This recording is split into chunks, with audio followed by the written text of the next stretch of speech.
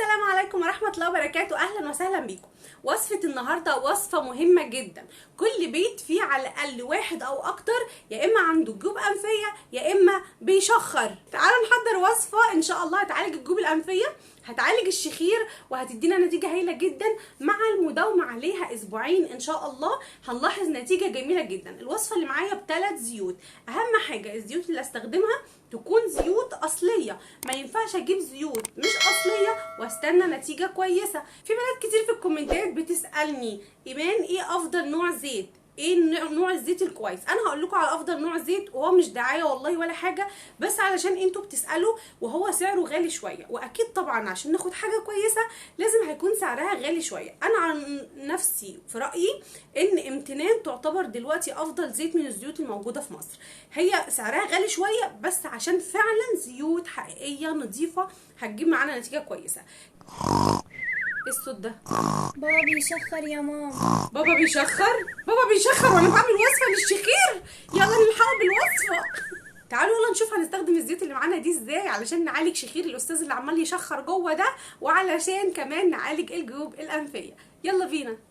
اول زيت معايا وهو زيت النعناع. زيت النعناع تقريبا في البلاد التانية اسمه الفليفيو تقريبا.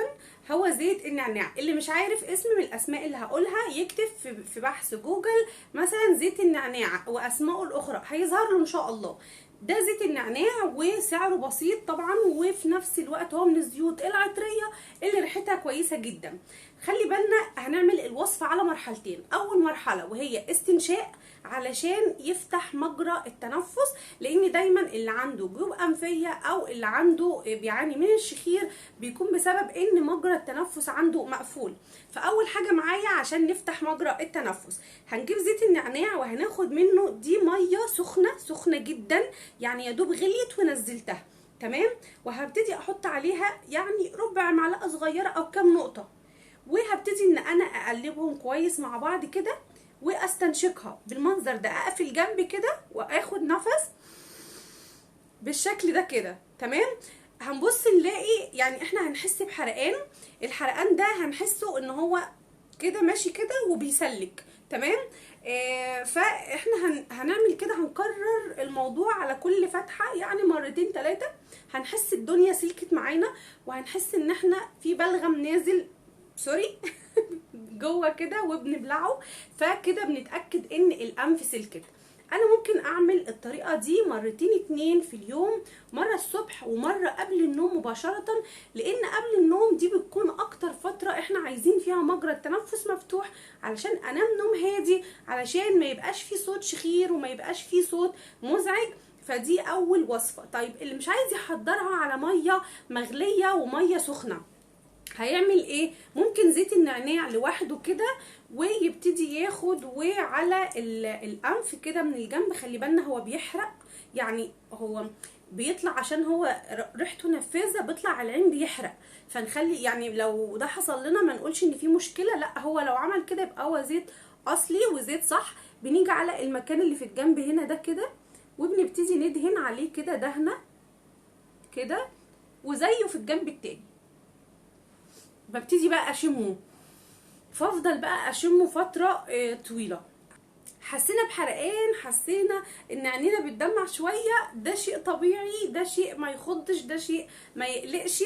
ان شاء الله هيدينا نتيجه حلوه جدا.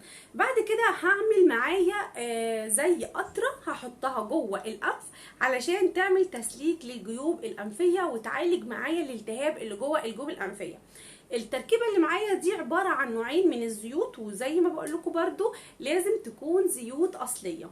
الزيوت اللي معايا اول زيت وهو زيت حبة البركة، والرسول عليه الصلاة والسلام اوصانا بحبة البركة واخبرنا بان هي فيها شفاء من كل داء ومفيدة جدا في استخداماتها. هنستخدمها في علاج الجيوب الانفية والتهاب اللحمية. ازاي؟ بان احنا هناخد كميات متساوية من زيت حبة البركة مع زيت السمسم، كميات متساوية، حبة بركة وسمسم، ويكونوا زيوت اصلية يا جماعة علشان تدينا نتيجة كويسة. هكررها تاني معلش استحملوني. مش هناخد نتيجة كويسة من منتج مش كويس. وبعدين احنا هنحطها دلوقتي جوه الانف، فلازم تكون نوع كويس. هنبتدي ناخد كميات متساويه من زيت السمسم مع زيت حبه البركه، ونعبيهم كده في اي قطره نظيفه نكون غسلناها ونضفناها كويس، ونبتدي نعبي كميات متساويه من الزيتين مع بعض. وبنبتدي ناخد بالقطاره كده في كل انف، ببتدي ان انا احط كده نقطتين في كل انف، وافضل مرجعه راسي شويه لورا لحد ما اتاكد ان الزيت دخل جوه الانف، وبكرر العمليه في الفتحه الثانيه. بحط النقط دي مرتين في اليوم بعد ما بعمل النعناع، مره الصبح ومره بالليل. بنبتدي الاول بالنعناع وبعدين بنحط الزيوت. لازم نستمر على الوصفه على الاقل اسبوعين، ممكن نكمل اكتر من كده، بس عشان ناخد نتيجه كويسه لازم على الاقل اسبوعين. اكتبوا لي مين عنده جيوب انفيه ومين عنده ناس بتشخر في البيت زي الاستاذ اللي عندي جوه. ويا رب الفيديو يكون عجبكم، لو عجبكم شاركوه مع كل الناس اللي بتشخر، انا عارفه انه هيتشارك مع كل رجاله مصر علشان هما كمان يستفيدوا من الفيديو. اشوفكم فيديو جديد ان شاء الله. سلام.